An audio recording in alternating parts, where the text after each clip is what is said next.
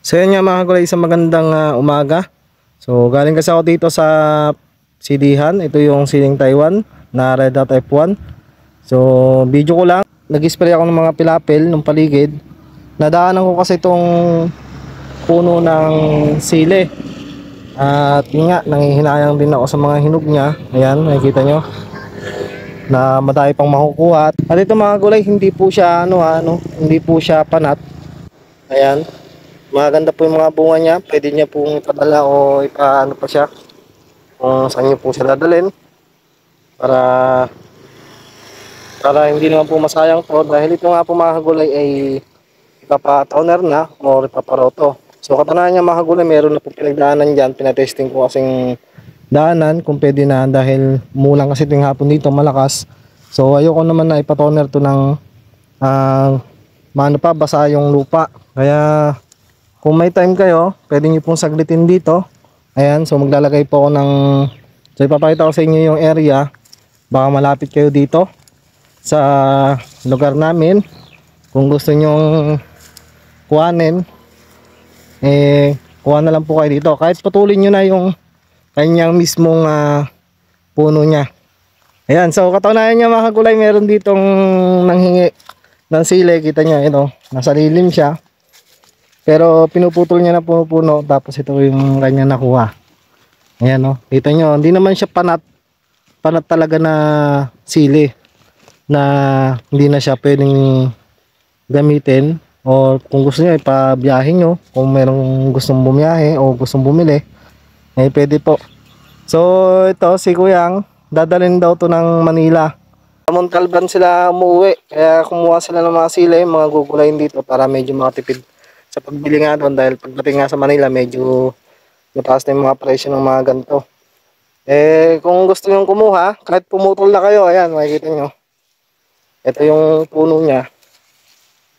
Ayan, napitas na.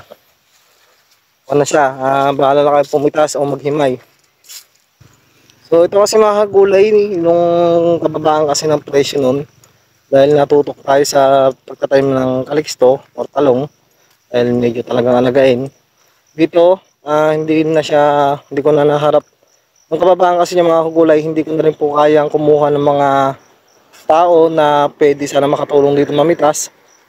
Kaya ngayon ito, ipopost ko para makapunta kayo at makakuha,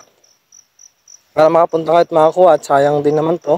So ito po yung tinry ng daanan ng toner. Ayan, so makikita nyo, testing na daanan niya para matignan kung pwede na siyang daanan ng mga farmol. So pinakita ko naman sa inyo na hindi naman po siya panat, pero may mga area dito na sobrang hinog na talaga niya, dahil hindi na nga po nabis na pitasan, dahil nga nung nakakarambuan medyo napakababa po ng presyo at wala pong gustong mamitas nga po ng mga gantong sili. May mga pangangailangan din naman ako, hindi naman ako mapera kaya pinamimigay ko ito, kundi nanghihinayang din naman kasi ako. Kung ako rin naman pipitas ito, hindi ko rin po ito agad-agad na matatapos. So matagal din po kasi kumuha o mag-harvest ito. At dun nga sa mga presyo nga, may balita naman din ako sa presyo kung magkano yung lakaran nito. Kaya lang kaysa ganito na nga kasukal, ipapatoner na lang. Makikita nyo ang lalaki ng bunga, tapos hindi po siya panat. Ayan, so hindi po siya lanta, dahil nga tuwing hapon umuulan na nga dito. Ayan, so lalaki ng kanyo, lalaki ng bunga. Kaya so ngayon lang kasi ako napunta dito, kaya yun. At kaya nagawin naman ako, nadaanan ko nga to dahil nag-spray nga ako nito. Ayan, papakita ko na lang sa inyo yung lugar para mapuntahan nyo.